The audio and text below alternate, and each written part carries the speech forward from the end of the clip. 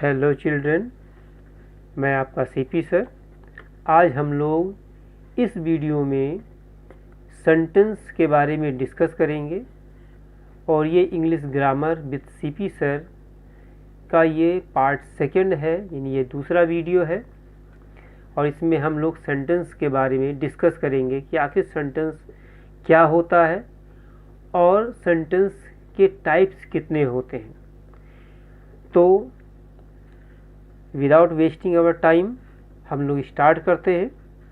यानी सेंटेंस क्या होता है। सेंटेंस आप ये जानते होंगे, जैसे पिछली बार हमने पिछले वीडियो में पढ़ाया कि किस तरह से लेटर्स के ग्रुप को एक वर्ड कहते हैं जब उसकी मीनिंग निकलती है, कोई अर्थ निकलता है। बिल्कुल उसी प्रकार से जब कई शब्दों को इकट्ठे उनको सही ढंग से, सुनियोजित ढंग से, according to the rules of grammar जब उनको सेट करते हैं या लगाते हैं, तो इस तरह से जो शब्दों का समूह बनता है उन्हीं को सेंटेंस कहते हैं। यानी हम कह सकते हैं कि a group of words that makes a complete sense is called a sentence. इसको आप लोगों ने पढ़ा होगा। सिंपल सा डिफिनीशन, यानी कि शब्दों का एक समूह जो एक पूरा अर्थ देता है, यानी कि पूरा का पूरा मीनिंग देता है, अपने आप में इसका एक अर्थ होता है, स्पष्ट अर्थ होता है। तो इस तरह के शब्दों के समूह को ही सेंटेंस कहते हैं। अब इस सेंटेंस के कुछ इम्पॉर्टेंट पॉइंट्स हैं कि कौन कौन से सेंटेंस को कैसे आप रिकॉग्नाइज करते हैं, उसको कैसे पहचान सकते हैं कि ये सेंटेंस है। तो इसकी कुछ विशेषताएं हैं, वो ये है कि पहली चीज़ है a sentence always begins with a capital letter. यानी कि एक वाक्य जो होता है वो सदैव एक कैपिटल लेटर से शुरू होता है, यानी कि बड़े अक्षरों से शुरू होता है इंग्लिश में, जैसे ए बी सी डी से लेकर जेड। यानी कि ये सारे जो कैपिटल लेटर के जो लेटर्स हैं, इन्हीं से क्या होता है, वाक्य का प्रारंभ होता है। और दूसरा उसके बाद में है, दूसरा जो पॉइंट है वो है it ends with a full stop. यानी कि एक सेंटेंस फुल स्टॉप से खत्म होता है और क्वेश्चन मार्क, या तो क्वेश्चन मार्क से या साइन ऑफ इंट्रोगेशन जिसे कहते हैं से खत्म होता है, और साइन ऑफ एक्सक्लामेशन, यानी कि एक्सक्लामेशन का मतलब विस्मयादिबोधक, यानी कि साइन ऑफ एक्सक्लामेशन ये इसका साइन है, इससे समाप्त होता है। यानी क्या कह सकते हैं कि एक वाक्य का जो प्रारंभ होता है वो सदैव कैपिटल लेटर से होता है, और एक वाक्य या सेंटेंस का जो एंड होता है वो फुल स्टॉप या क्वेश्चन मार्क या साइन ऑफ एक्सक्लामेशन से होता है। तीसरा जो इसकी विशेषता है वो है a sentence must have a verb. यानी कि एक कोई भी सेंटेंस क्यों ना हो, उसमें एक वर्ब जरूर होना चाहिए। यानी कि अगर कोई सेंटेंस है तो उसमें एक वर्ब जरूर से होगा, और it may be finite verb और एक्सिलरी वर्ब। फाइनाइट वर्ब को हम सिंपल शब्दों में, यानी साधारण शब्दों में मेन वर्ब या मुख्य क्रिया भी कहते हैं। इसी तरह से जो एक्सिलरी वर्ब होता है उनको साधारण शब्दों में हम लोग हेल्पिंग वर्ब के रूप में जानते हैं या हेल्पिंग वर्ब कहते हैं। यानी क्या कह सकते हैं, तो ये तीन विशेषताएं कम से कम होती है किसी भी सेंटेंस में। तो पहली विशेषता क्या थी कि एक सेंटेंस जो होता है वो हमेशा कैसे एक कैपिटल लेटर से शुरू होता है। दूसरा, सेंटेंस का जो एंड होता है वो या तो फुल स्टॉप से होता है या क्वेश्चन मार्क से होता है या साइन ऑफ एक्सक्लामेशन से होता है। इसके बाद तीसरा जो विशेषता है सेंटेंस की वो ये होता है कि सेंटेंस में एक वर्ब जरूर से होना चाहिए, एक क्रिया शब्द यानी कि वर्ब शब्द जरूर से होना चाहिए, और ये चाहे फाइनाइट वर्ब हो यानी कि मेन वर्ब हो, या एक्सिलरी वर्ब, या जिसे हम हेल्पिंग वर्ब कहते हैं वो हो, यानी कि कोई ना कोई एक तरह का वर्ब जरूर होना चाहिए। अब इन डिफिनीशंस को हम एग्जाम्पल से समझेंगे कि कैसे ये जो तीनों कंडीशंस हैं ये सेंटेंस पर कैसे फिट बैठते हैं। तो देखें, जैसे यहाँ दो एग्जाम्पल मैंने दिए हैं। पहला है I am a student, I am a student, यानी कि मैं एक विद्यार्थी हूँ। ये सेंटेंस है, क्यों? क्योंकि इसका अपना पूरा अर्थ निकल रहा है, यानी कि इस तरह से शब्दों का समूह जिसका अपना पूरा अर्थ निकले वो आपका सेंटेंस कहलाता है, और ये वाक्य अपना पूरा पूरा अर्थ दे रहा है, इसलिए ये सेंटेंस कहलाया। और जो 3 कंडीशन अभी ऊपर आपने पढ़े हैं वो भी हम देख लेते हैं कि कैसे उसको भी ये फॉलो कर रहा है कि नहीं कर रहा है। तो पहला देखिए कि किसी भी वाक्य का जो प्रारंभ है या सेंटेंस का जो प्रारंभ होता है वो कैपिटल लेटर से होता है। तो देखिए ये आई कैपिटल लेटर में लिखा हुआ है। उसके बाद दूसरा कह रहा है कि इसका जो अंत होता है सेंटेंस का, किसी भी सेंटेंस का अंत ये फुल स्टॉप से होना चाहिए या क्वेश्चन मार्क से या एक्सक्लेमेटरी साइन से होना चाहिए। तो अब देखिए यहाँ फुल स्टॉप लगा है, यानी ये दोनों कंडीशन को एक पूरा कर रहा है ये वाक्य।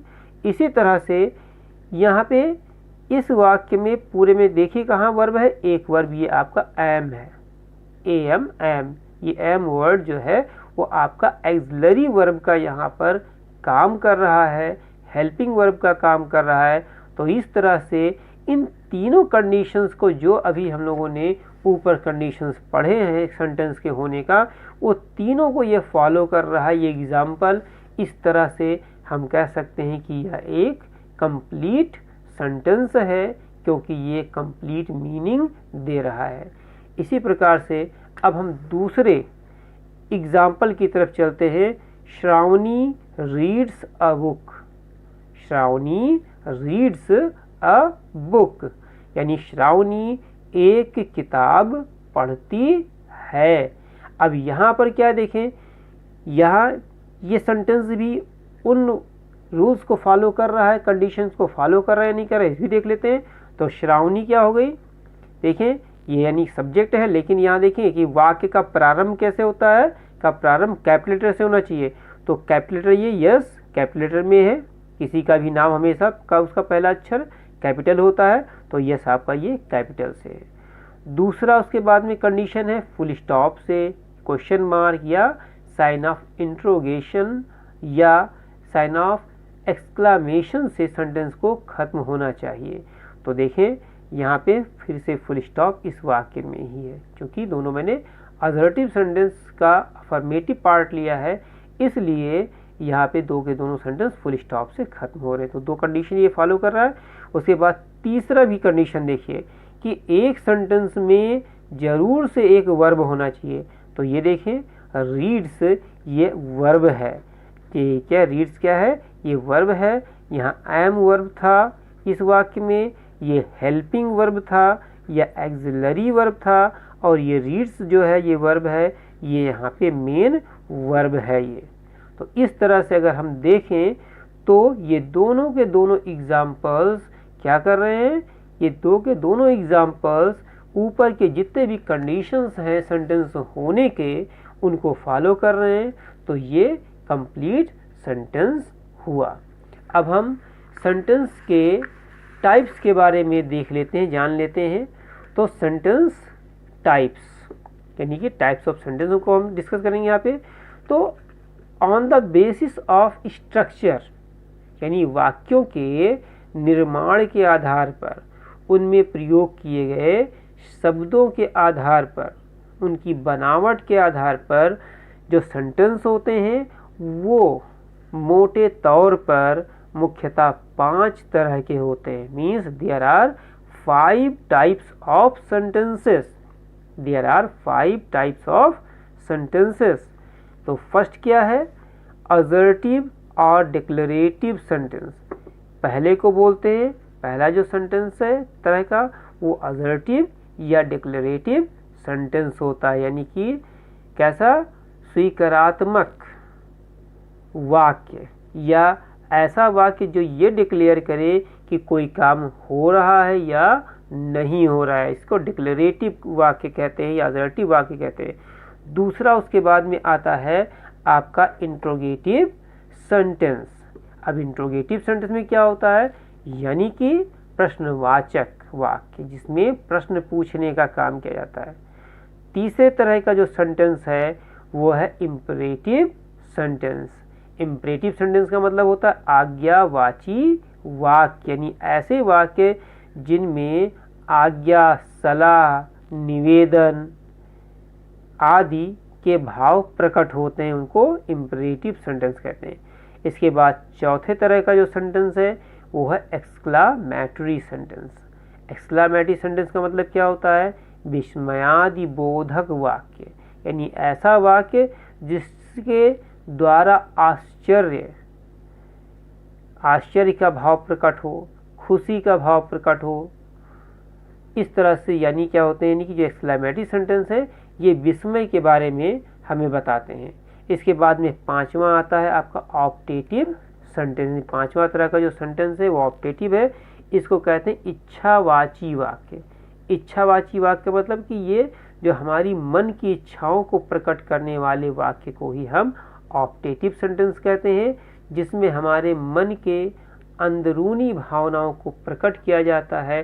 हर्ष, विषाद या खुशी, दुख, आशीर्वाद, श्राप आदि जो भावनाएं होती हैं वो इस ऑप्टेटिव सेंटेंस के द्वारा या इच्छावाची वाक्य द्वारा प्रकट की जाती हैं।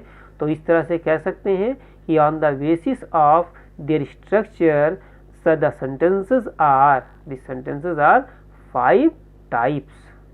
First assertive or declarative, second interrogative, third imperative, fourth exclamatory and fifth optative sentence. इस वीडियो में इतना ही। अगले वीडियो में इसके आगे हम सारे सेंटेंस के जो टाइप्स हैं उनको विस्तार से डिस्कस करेंगे। Thank you students.